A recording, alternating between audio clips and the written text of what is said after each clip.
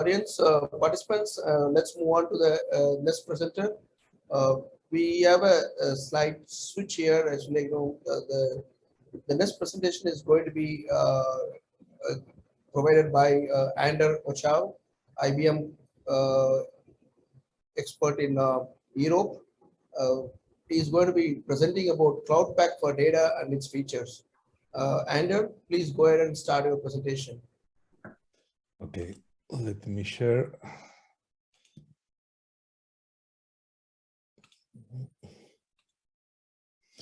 Okay, can you see my presentation? Yes. Perfect. Okay, thank you, Ganesan. Yeah, as you said, my name is Ander Ochoa. I'm Cognitive Systems Architect for IBM Spiggy. I have been working for IBM since 2000, so that makes a lot of years now. And mainly I have been working with power architecture, with power architecture servers. And today I'm going to try to explain what's CloudPak for data and some of its features. And also we're trying to create a small demo so everybody sees how easy it is to use. So in order to run today's presentation, I'm going to run this agenda. First of all, I will create a small and very fast introduction to open power architecture, highlighting some facts that some people sometimes don't know very well. Then we will go very, very, very fast about the open power based AI supercomputers. And then we will go into the main focus of this presentation. We will go to the state-of-the-art software solutions to run and that will allow us to run CloudPak for data, mainly the Red Hat OpenShift and then the CloudPak for data itself. And then we will run a very, very small demo, but I think it's very useful so everybody can see how easy it is to use. And I think that this easy of use is one of its more important features. So without further ado, let's go to the open power architecture-based servers. Well, I always start my presentation with this slide because I think it's very important that people think that x86 is not one open architecture at all. It's basically it's proprietary. Only Intel and AMD can create processors based in this type of architecture. And they are starting to see how they may disappear because, for example, Apple Computers has decided to move from x86 to ARM-based processors.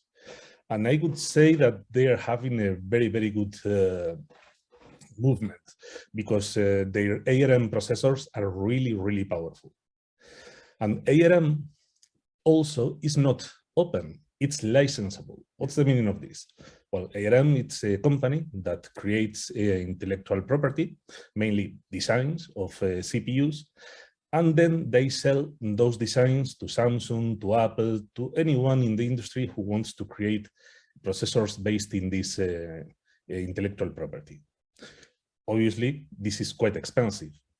And also, when Samsung and Apple sell one of those processors created with these ARM designs, they have to pay, I cannot remember very well, but it was something between 1 and 3% of the price of the CPU to ARM. So this can be, even if it's very, very good, it can be quite expensive. And well, you know, companies are always trying to cut costs, and they have seen that the open architectures may give them a very, very good opportunity to ditch those expensive expenses. And in the open architectures world, there are two main exponents, RISC-V and open power. RISC-V, it has a lot of momentum, but I would say that it's a bit green for me. So we will go with the open power. The open power architecture is what the Open Power Foundation has created. That's why it has the same name, and it's 100% open.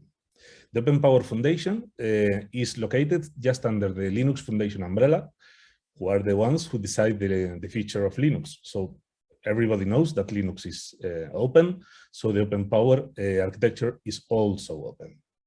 I'm not going to talk a lot about what's open, but I would just say that the Open Power Foundation is built on the shoulders of a lot of very, very big companies like IBM, MSI, SanDisk, Samsung, QLogic, Taiwan, a huge amount of companies that are pushing this architecture towards new limits, to new levels of performance and good designs.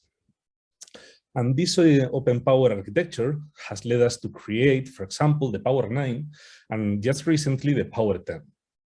If we compare the Power 9 with equivalent x86 processors, we can see that it's really more powerful than what they are.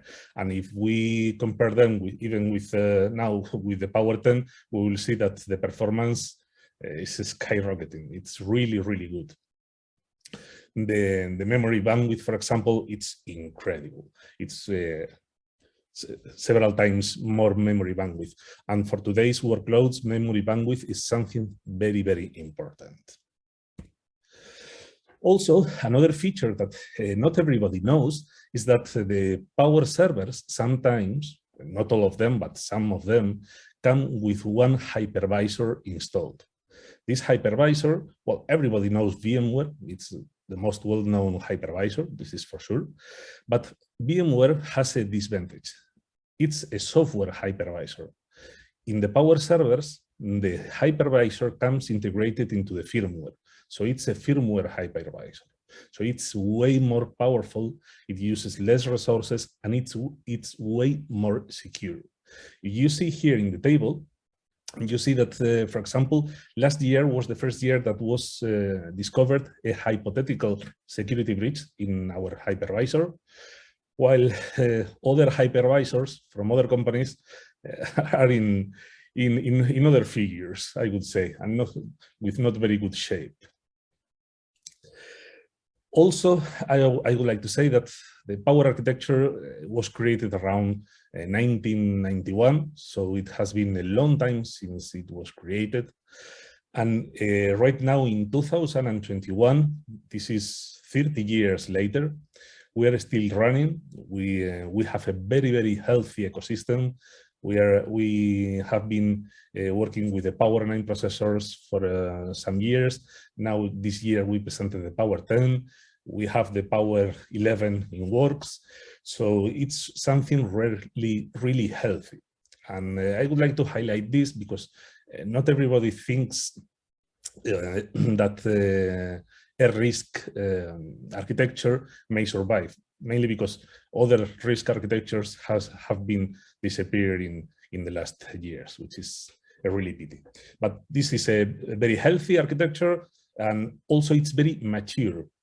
30 years of life has given us a really mature architecture, which is very important. Also, well, this is basically the portfolio that we have at IBM. We have from small computers with GPUs to very big computers in the right with the E1080, which is a beast of supercomputer. And everyone is tailored to different type of workloads, okay? The first one, for example, even if it's very small, it can have several GPUs inside, very different GPUs. I'm not going to focus in how different they are today, but let's say that with the first server that you can see here, the AC922, we are going to build, or we have built, a lot of supercomputers. A lot of supercomputers that have been designed mainly for artificial intelligence. Obviously, they can run any type of workload, but mainly they were designed for running artificial intelligence workloads. For example, you can see in the top 500 list that we have still the number 2 and 3 of the most important supercomputers in the world. We also have number 9, which is the IBM Marconi 100, which is in Italy. They are all exactly the same, meaning that They have been built with the same components, and the only difference in performance is the number of components they have. Not going to stop here too, because I think it would be too many details for something that we don't want to focus today. This is the Cineca Marconi 100, which is located in north of Italy. This is one in Spain, one that I have visited just before the pandemic. Also, we have the most powerful private supercomputer in the world for Total Fina, which is one oil company. And also, we have one supercomputer in the MIT, which we helped Yoncon to get. So we're really proud of it. As you can see, the power architecture, or the open power architecture, has led us to create the most powerful supercomputers in the world. And those supercomputers are meant to be running artificial intelligence workloads. So this is in the hardware side. Let's go to the software side. Obviously, those supercomputers have their own software, they have their own solutions, and they are really, really powerful and very optimized. However, in the last years, IBM has created something different. In order to explain what IBM has created, which by the way is the Cloud Pak for data, I have to go back just a bit in time to explain how the virtualization has evolved in the last years. At the beginning, when I was young, I just had one computer and it was a bare metal computer. There was no virtualization at all. Then with Power VM that we have talked before, with those hypervisors or VMware, we started being able to create virtual machines. And this was very good because some servers can have a lot of resources and sometimes we cannot make use of all of them. If we virtualize those servers, we can make a better use of them. However, having a lot of operative systems running in the same server, it's not the most efficient way to virtualize something. So somebody came with the idea of virtualizing just applications. And basically, this is what a container is. One application virtualized. With this in mind, one company called Red Hat created the Red Hat OpenShift. The Red Hat OpenShift is one system that virtualizes applications. We could see it just as one operative system, okay? And it's so powerful that it can make use of bare metal machines, it can make use of virtual machines, it can make use of anything to create containers. This is very good for us because in the power industry, we have the best virtualized servers. And I'm going to, in order to show you how powerful they can be, I'm going to show you my experience with Power servers and OpenShift. I think it was last year, because with this thing of the pandemic, sometimes I start confusing years. But I think it was at the beginning of last year, we received the work of one Spanish very big company. It's a very big telecommunications company, and they wanted to make a proof of concept, comparing x86 servers between Power servers, running containers. And they wanted to run a video-based application in a lot of containers. This way, we went to our colleagues in Montpellier, mainly because they had the hardware that we didn't have, and we started running this POC. In this POC, we started comparing one x86 server with 40 cores and half a terabyte of RAM. And we compared it with a Power 9 server with half the number of cores, but twice the available RAM. And you will see why we added more memory to this Power 9 server. When we ran the test in the x86 server, we could see that creating 250 containers was quite quick, but quite fast. But after those 250, the rest of the containers were creating really, really slowly. And it took up to 6 hours to create 1,000 containers. And this was, oh my God, this was completely unacceptable. So we run it in our Power server. In Power 9, we were able to create 2,500 containers in just 41 minutes using the same containers system. By the way, this containers system, the ICP, is what IBM had just before IBM bought Red Hat. So this once IBM bought Red Hat, somebody said, okay, let's use OpenShift because this is the future, not ICP. So we ran the same test, but using Red Hat OpenShift. As you can see, the combination of Red Hat OpenShift with Power 9 created a beast of a machine. We were able to run 4,000 containers, and the creation time of those 4,000 containers was just 12 minutes. If you compare the three columns, you will see how good mix Power 9 with Red Hat OpenShift is. And by the way, we added one half a gig more to the Power 9 server because the CPUs, the 20 cores of the Power 9, were almost sleeping. So we wanted to see how much we could get out of it. So you can see how this combination of Power 9 with Red Hat is really, really interesting.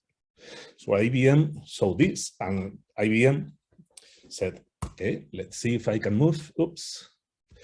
And IBM said, okay, we have a huge amount of software solutions, of software applications.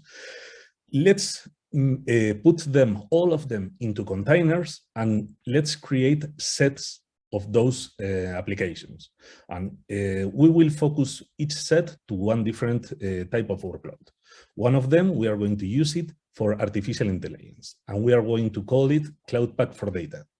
And all the applications that we are going to run inside this CloudPak for data are going to be held into containers, and they are going to be running over Red Hat OpenShift, which it's beginning to be the cloud operative system in reality. And well, what's CloudPak for data? CloudPak for data it's a very big set of applications that you will see now that will help us run the full life cycle of one artificial intelligence workload. Since the very beginning, when it's in one data lake, then we have to transform the data, we have to clean it, we have to move it, we have to do a lot of things with this data, then we have to train the model, and then we have to infer it. And we have to put it first in pre-production, well, first development, then pre-production, and then into production. And we can do all of this with this CloudPak for data. Also, this CloudPak for data has a huge amount of very, very useful tools that I'm not going to explain all of them here because we could be here forever. But you can see here some of the main components that are inside this CloudPak for data. DB2 warehouse, data virtualization. We have a huge amount of components here inside this, this set of components. Also, and this is very important, we can communicate with a huge amount of data sources because sometimes, or most of the times, the data is not already in our DB2 database in our CloudPak, but it has to connect to another places to retrieve the data. And it has a huge amount of connectors. So let's go and see how CloudPak for data is. Just before this, one last final thing, I'm going to show you our test machine where I'm going to run this demo. Is one IC922 server. It has just 40 cores, but they are SMT4, so we can see 160 threads. It's a 2 terabyte system, and unfortunately, it has no GPUs because we ran out of money when we bought it, so we have to run it without GPUs, but still, it's a very, very powerful system. What we installed first was Red Hat, then we installed Red Hat OpenShift, and we are running OpenShift in not exactly the last version, but it's good enough. It's a 4.6.46 version. It's running virtualized with KVM in this case. It's running with 3 master nodes, as the Red Hat OpenShift architecture says us that we have to do. And also we are running it with 6 worker nodes. Okay, each one of those worker nodes has 128 gigs of RAM and 24 virtual CPUs. Okay. And the CloudPak for data version that we are going to run is 3.5.8, which is not the latest one, but we have several customers running it and we still don't want to upgrade. So let's move to our demo. So probably you can see here. Can you see my screen within Firefox? Yes. Okay, perfect. So as you can see, well, the Red Hat OpenShift Container, it's something we can access with a browser. And this is basically our Red Hat OpenShift Container platform running in our Power server. It has 9 nodes, 3 master nodes, and 6 worker nodes with plenty of memory and CPUs. Actually, if we go to the main dashboard, we will see that it's making use of almost 15 logical CPUs out of 156 that we have given it. So it's very powerful, and it's just one machine. So it's we are really, really happy, and our customers are really happy with the power of this system, even if it's only one. So as you can see here, what we are running is the CloudPak for data. And the CloudPak for data is the tool that has a huge amount of components, and I'm going to show you today just one. It's one auto AI project. What's this?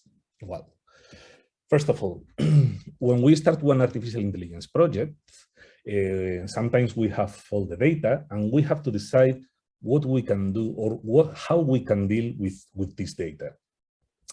So the data analysts, the data scientists, they can start arguing and saying, okay, I want to go this way, I want to go the another way. Well, this is a tool that is going to stop all this nonsense. It's going to select the best ways to start working with the data. Okay, this is not one magic wand. I always say this. This is not something that is going to allow you to fire all your data scientists. It's going to help them start working. Okay.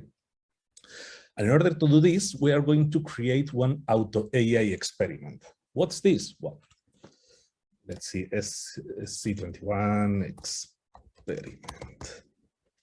We are going to create it, and we're going to give it, right now, we're going to give it, first of all, we are going to give it a data set to start using it. Let's see, diabetes. It should be this one. So what's this?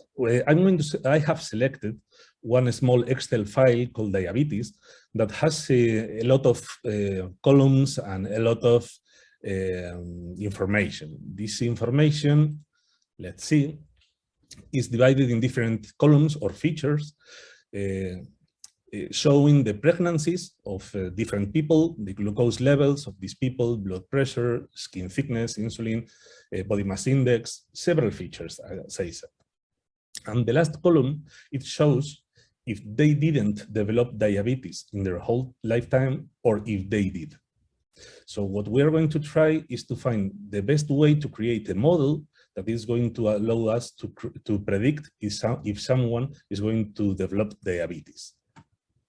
Obviously, you can see here the data, you can see those graphics, which are really, really helpful to see how the data is located. And this is really the Excel file, okay? It's a CSV file, so it's very easy. So once we have placed this data set, we are going to tell it what we want to predict, and we want to predict the outcome. And without anything else, I'm going to run the experiment. As you can see, you don't have to be the most well-trained data scientist in the world, okay? You only have to know how to make those things. And this is really, really fast thing to do. By the way, this is going to take between 5 and 6 minutes. So I have the same thing, but already trained, okay? When this ends as you can see, in 5 minutes, it ends like this. And what it makes is to find, with the help of AI, the best way of dealing with the data to create the model. So it tries different methods, different ways, and it selects the one that we think is better. How we select it? Well, we can select it using accuracy. We can select it using average precision. We can select it using F1, whatever we want.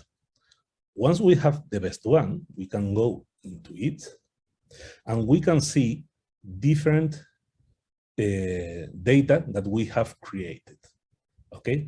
Also, all the information that we may need in the future. Also, we can see confusion matrix, precision recall curve, and we have a lot of information about the model. This is going to be very important. For example, in this one, it shows us that the most important feature to predict diabetes, according to this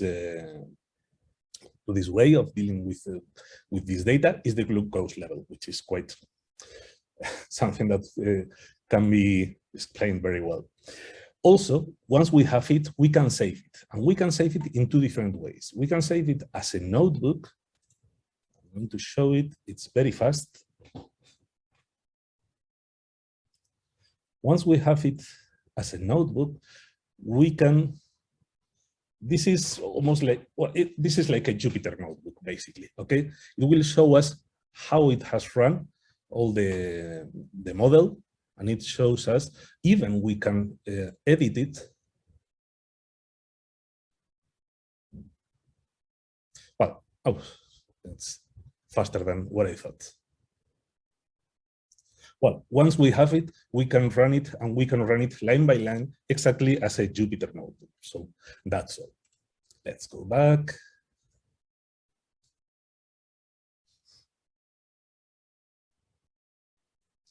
And here it is. Oh.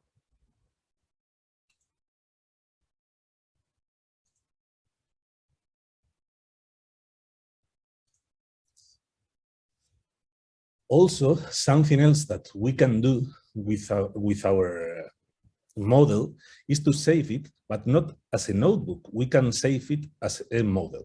Let's see. Okay, here it is. We can save it as a model. For example, this one.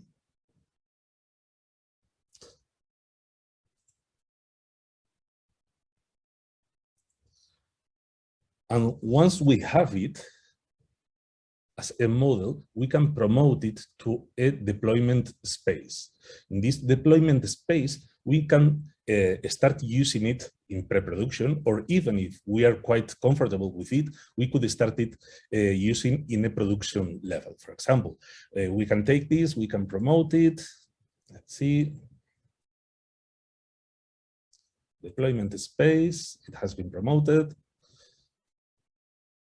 And now, well, in this case, I have promoted several ones before. We can promote it in 2 different ways. We can promote it as a batch model, meaning that we can run it during night time when we may have more resources because everybody is at home, or we can run it in one online mode. Okay. Oops. Let's see.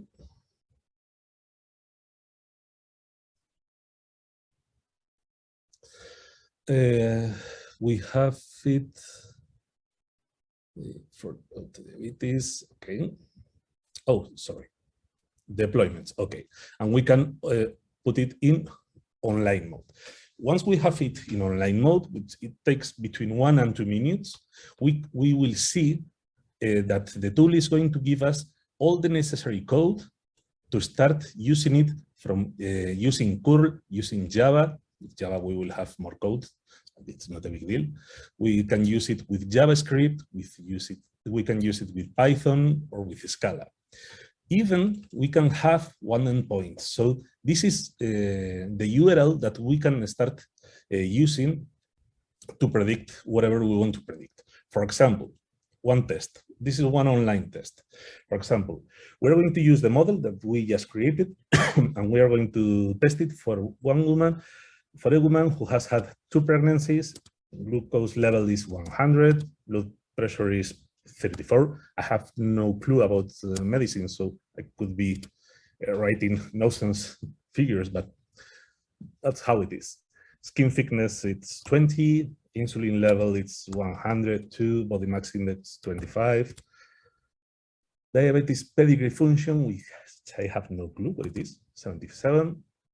And age of 40. We can predict it, and immediately it shows us what the model has inferred, that it's going to not develop diabetes with one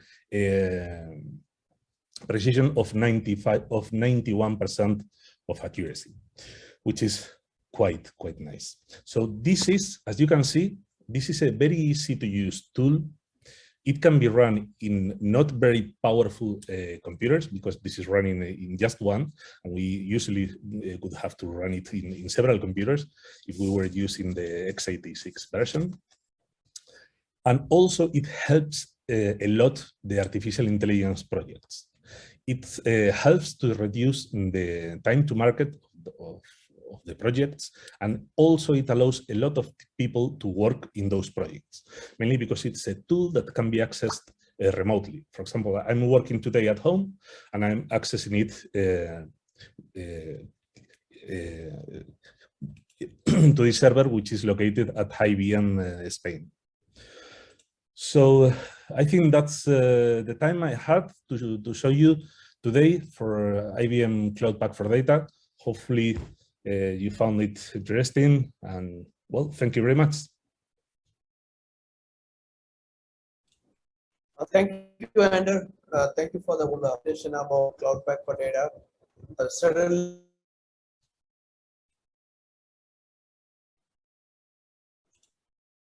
I cannot hear you. some would like to get to this kind of the solution. Can you hear? I cannot hear anything, sorry.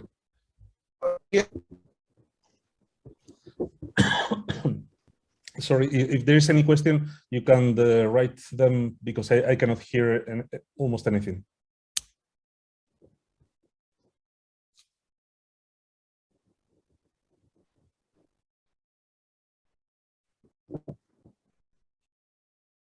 And Ander, can you hear me? Yes, now I can hear you. Okay, sorry, interruption here. Okay, Ander, thank you for the presentation, and certainly this is going to help the people who are participating, and some people would like to get access to this kind of the features, and to develop some cool solutions. Let's see, panelists and friends, any questions for Ander?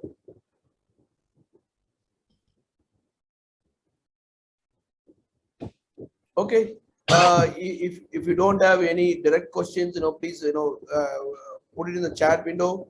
Ander will respond to the questions over the chat window.